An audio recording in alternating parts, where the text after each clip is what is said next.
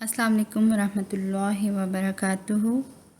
आज हम हरूफ मद्दा के बारे में पढ़ेंगे कि मद का मतलब क्या है और इसको पढ़ने का तरीका क्या है, कितने हरूफ हैं, क्या टाइमिंग्स है। बस आपका काम क्या है कि आपने बिल्कुल तवज्जो से और बिल्कुल फ़ोकस होके आपने ये वीडियो को देखना है और ज़रूर अप्लाई करना है चीज़ों को। ठीक है, अब हम ताउज़ और तस्मिया पढ़ते हैं, फिर हम अपने टॉपिक पे चलते हैं।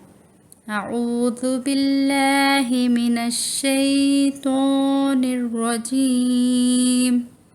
बिस्मिल्लाहिर्रहमानिर्रहीम। जी, हरूफ मद्दा। मद का मतलब है लंबा करना या खींचना। क्या मतलब है? लंबा करना या खींचना। और इनके कितने हरूफ होते हैं? 3 हरूफ होते हैं। कौन कौन से? खाली अलिफ, वाव साकिन, या साकिन। अब इनकी कुछ डिमांड्स हैं।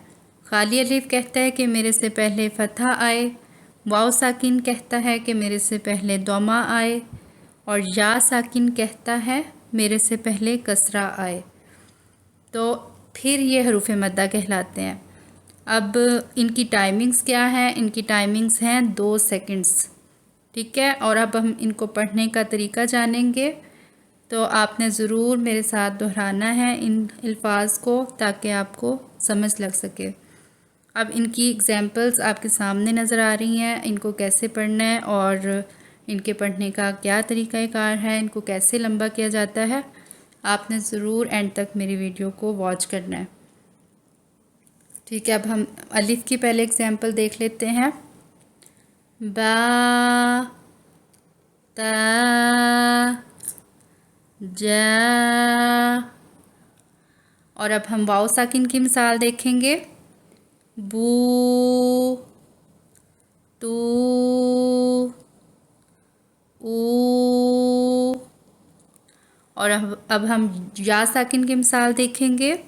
जी, बी, ली, फी।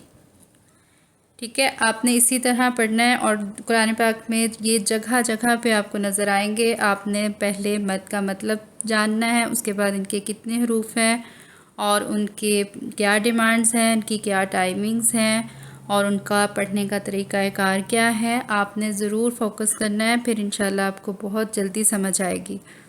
और उम्मीद करती हूँ कि आपने मेरी इस वीडियो से ज़रूर फ़ायदा हासिल किया होगा। तो अब मैं इजाज़त चाहती हूँ। नेक्स्ट वीडियो के साथ इंशाल्लाह मैं बहुत जल्द आपके सामने हाज़िर होंगी। तब तक के लिए अल्लाह हाफ़िज़।